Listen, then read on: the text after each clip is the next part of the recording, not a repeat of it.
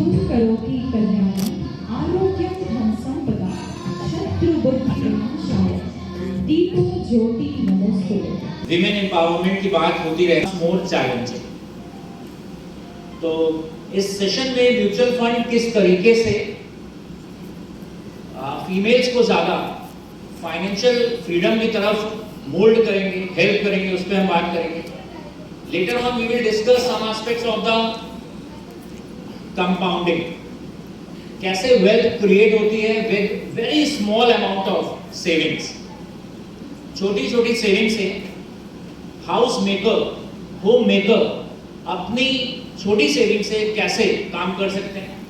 Those who are working professionals, जो हमारे बीच में फीमेल यहाँ पर हैं जो ऑलरेडी वर्किंग प्रोफेशनल हैं, वो अपनी सेविंग को कैसे एलोकेट कर सकते हैं, और उसमें कुछ केस स्टडीज, अपने एक्सपीरियंसेस वो अभी हम यहाँ पे आपसे शेयर करें।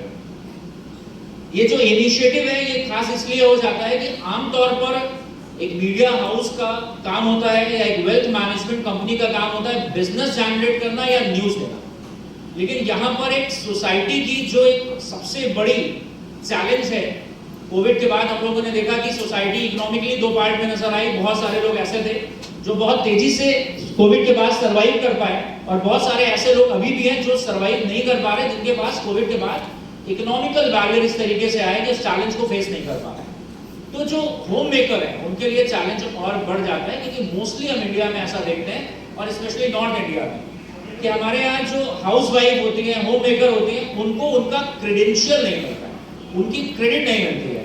क्योंकि जो हम जब पढ़ाते हैं तो एक टर्म हम लोग यूज करते हैं कि नेशनल इनकम में, पूरे कंट्री के जीडीपी में हम प्रोडक्शन की तो वैल्यू देते हैं, लेकिन जो हाउस वाइफ सुबह से लेकर रात तक घर पे काम कर रहे हैं उसका मॉनेटरिक वैल्यूएशन नहीं आ पाता है, ना उनको कोई कॉम्पनसेशन मिलता है। आज की डेट में भी आप जहां जहां से आए हुए हैं, मे भी आप में से कोई ऐसा भी हो सकता है कि आप वर्किंग प्रोफेशनल है, आप भी अर्न कर रहे हैं, लेकिन मोस्टली हम अभी भी ये देखते हैं, या एज अ काउंसलर मैं देखता हूं कि female they are dependent on the earning of their husband, और उनको कुछ भी मिलने के लिए उनको ये लग रहा होता है कि कुछ ओवेलाइज करना पड़ रहा है। तो वहां पर आपकी फाइनेंशियल इंडिपेंडेंस बहुत इंपॉर्टेंट हो जाती है, और ये फाइनेंशियल इंडिपेंडेंस के लिए म्यूचुअल फंड एक बिल्कुल सही रास्ता है। क्योंकि म्यूचुअल फंड के बारे में भी अभी हम डिस्कस करेंगे। म्यूचुअल फंड में रिस्क एक्सपोजर कम हो जाता है। अब थोड़ा सा मैं आई डोंट नो कि आप में से सब अलग अलग डोमेन से होंगे, थोड़ा बिल्कुल बेसिक पे आएंगे और यहाँ से थोड़ा एडवांस लर्निंग की तरफ चलेंगे। सपोज हमें लग रहा है कि हम अपना पैसा बैंक में रखते हैं, तो saving account is giving us something 3.5 max to max 4% exceptionally 3.5% 4% interest हमें सेविंग बैंक में मिल रहा है। गवर्नमेंट का इन्फ्लेशन का डेटा उठाकर आप देखेंगे इट इज 5.5% एवरेज इन्फ्लेशन।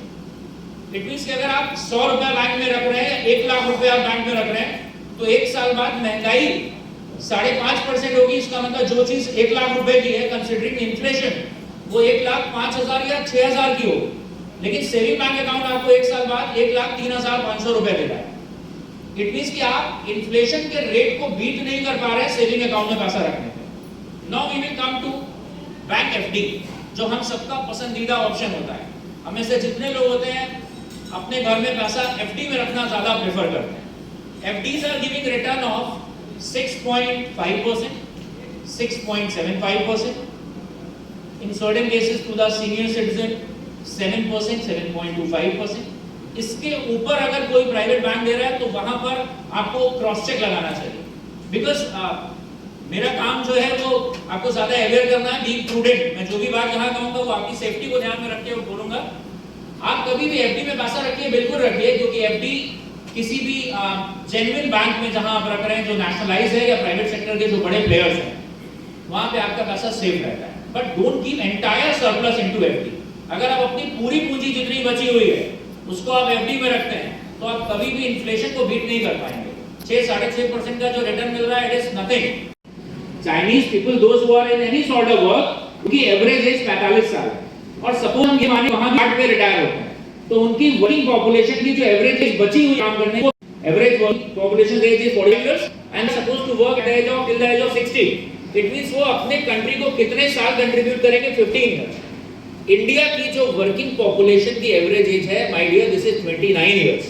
हमारी जो वर्किंग पॉपुलेशन की एज है एवरेज वो 29 साल है, और अगर हम 60 तक काम करेंगे तो हम 31 साल तक अपने जीडीपी में या कंट्री की ग्रोथ में पार्ट बनेंगे। इंडिया की ग्रोथ स्टोरी नहीं गई है।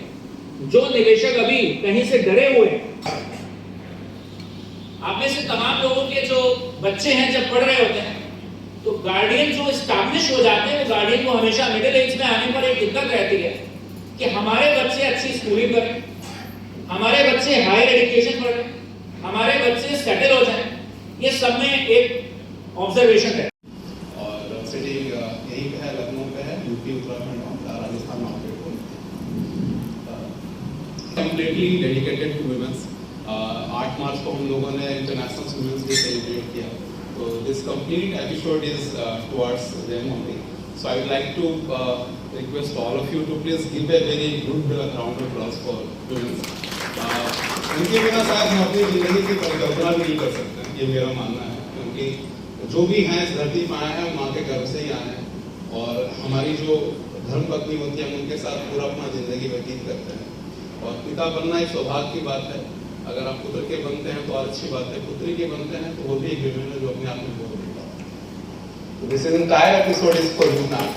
तो इस चीज को देखते हुए जो आज का एजेंडा है कि जो हमारी वुमेन्स हैं वो ऐसी क्या क्या स्टेजेस हैं जहाँ पे उनको लगता है कि ये शायद हमारे लिए एक पिन पॉइंट है या एक मेरा ऐसा नर्व है जिसको शायद हम क्लियर कर लें तो I can take the better decisions. तो ये पूरे इंटायर पीपीटी में जो टेकिंग द चार्ज है, हमारे घर का जो टेकिंग चार्ज कौन है, हमारी वाइफ्स हैं। और उसमें सबसे क्लासिक एग्जांपल मैं हमेशा देता हूँ इन्फ्लेशन का, जो महंगाई होती है। अगर वाइफ ने 500 रुपये आपसे मांगे तो उसमें से 100 रुपये सबसे पहले साइड, तो that is the basic side. मतलब उसको नेगेटिव मत लीजिए, वो सेविंग है जो हमारे कभी विपरीत परिस्थिति में काम आती है। तो जो 100 रुपये मैम मेरी वाइफ जो हटाती है वो एक्चुअली इन्फ्लेशन का एग्जाम्पल है कि आपने 500 रुपये दिए सामान खरीदने के लिए, बट जो वाइफ्स है वो 400 रुपये का ही सामान लेके आ रही है। That is a very layman example of your महंगाई का। और उसमें से भी अगर आपने 400 रुपये अपने बच्चे को दे दिया कि जाओ ये सामान लेके आओ, तो बेटा या बेटी भी क्या करता है, वो भी 20-30 रुपये साइड करने की कोशिश करता है। तो ये बिहेवियरल है, ये हर एक घर में होता है। तो ऑटोमेटिकली 500 रुपये का जो सामान है वो कितने का रहा है, 350 या 370, 380 का। अगर आपको वापस 10-20 मिला भी तो आप उनको देते नहीं है, वो हस्बैंड ही बोलते चलो इसको रख ही। तो ये जो पूरा 150 रुपये का जो पूरा सर्कुलेशन है ना, वो ओवरऑल एग्जाम्पल है आपका इन्फ्लेशन का। तो जैसे घर में वो इंचार्ज करती हैं, तो why not they can take charge for the financial decision. तो फाइनेंशियल डिसीजंस में वैसे क्या क्या चीजें हैं जो उनको रोकती हैं डिसीजंस को लेने के लिए। तो ये पूरे पीपीटी को हम लोगों ने कुछ सब कैटेगराइज किया है हेडिंग 1, 2, 3, 4 में। तो अगर आप देखेंगे यहाँ कंटेंट है, इसी 4 चीजों पे पूरा चलेगा। एक तो ब्रेकिंग द ग्लास सीलिंग है कि आप कोई सा भी एक काम दिन में एक काम एक ही बार करें, उससे ज्यादा कुछ सोचे नहीं for the financial market. Secondly कि हमारी जो फाइनेंशियल नीड्स होती हैं वो मेन से कैसे डिफर होती है वुमेन से, ठीक है, क्योंकि हमारी सोसाइटी में हमेशा माना जाता है कि man is the earning member, वो कमा के लाएंगे, एंड वुमेन जो होंगी उसको सर्वाइव करके बच्चों के लिए सारा कुछ करके देंगे। Third is your different life stages. हर एक जैसे चाइल्ड बॉर्न होता है तो एक एज आती है, फिर उसके बाद वो फिर बोलते हैं ना यौवनावस्था में जाता है, फिर पौड़ होता है, फिर वृद्धावस्था में जाता है। वैसे वुमेन के भी लाइफ स्टेजेस हैं, उसके अपने अपने चैलेंजेस हैं, उनके अपने अपने सर्कमस्टेंसेस हैं, और उसको हम कैसे बचा सकते। जस्ट एक women, Indian women have an active presence in most sphere. जब वो पूरा घर संभालती हैं और वुमेन्स को बोला जाता है कि दे आर द मल्टीटास्किंग, वो सारा कुछ कर रही होती है। सुबह उठती हैं तो बच्चे स्कूल जा रहे होते हैं, पति भी ऑफिस के लिए निकल रहा होता है, बड़ा बेटा भी कहीं ना कहीं जा रहा होता है, वो खुद को भी संभालती है और संभालते संभालते सबका टिफिन सबका सारा कुछ करके देखिए रेडी कि वो सब कुछ टाइम पे स्मूथली चलता चले। तो इससे जो है इससे कोई बड़ा क्लासिक एग्जांपल कुछ हो ही नहीं सकता वुमेन्स के लिए कि when they manage the house तो वे they manage everything and each. अब यहाँ पे क्या हुआ कि म्यूचुअल फंड्स में वुमेन का कैसा पार्टिसिपेशन रहा है। तो अगर आप देखेंगे दिसंबर 2019 में पूरे पॉपुलेशन में जितने वुमेन्स की पॉपुलेशन है उसमें से 46.99 मतलब 47 लाख जो थे वो म्यूचुअल फंड में इन्वेस्ट करते थे पैसा। वो नंबर 2022 में बढ़ के क्या हो गया, 74 लाख हो गया, 74.5 लाख हो गया।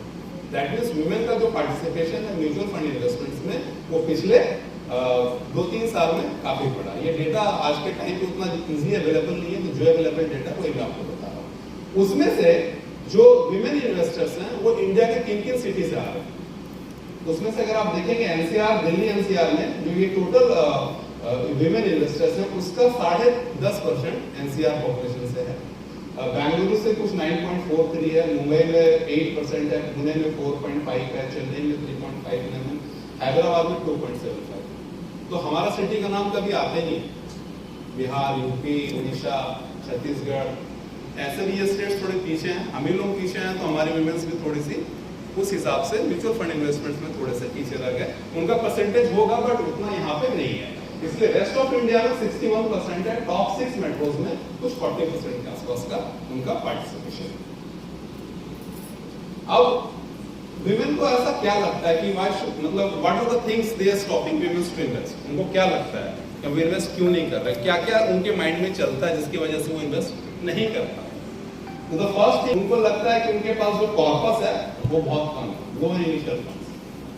अब लो इनिशियल फंड जैसा विशाल सर ने बताया कि शायद वो एम्प्लॉय में नहीं है, डिपेंडेंट है किसी के ऊपर, तो जो सेविंग्स चल रही है या बच रही है उनको लग रहा है यही हमारे पास कॉर्पस है तो हम इसको इन्वेस्ट कैसे करें। करेक्ट, जिसलिए पहला फियर उनके माइंड में आता है। दूसरा फियर होता है लैक ऑफ फाइनेंशियल अवेयरनेस। हम पैसा बचा तो रहे हैं लेकिन उसको लगाएं तो लगाएं कहां? क्या क्या ऐसा प्रोडक्ट्स है जो हमें एक अच्छा रिटर्न दे सकता है? जैसे विशाल जी ने बताया कि आप एफडी में लगाते हैं या बैंक में लगाते हैं, तो बैंक आपको कितना इंटरेस्ट देता है? 3.25%, 4%। उन्होंने रूल 72 भी बताया। 72 का रूल है बहुत ही फेमस और बहुत ही पॉपुलर रूल है कि जो सा भी इंस्ट्रूमेंट कहीं भी आप पैसा लगा रहे हैं, जो रेट ऑफ इंटरेस्ट आ रहा है उसको आप 72 से डिवाइड कर दीजिए, जितना भी उसका नंबर आएगा उतने समय में वो पैसा डबल हो जाएगा।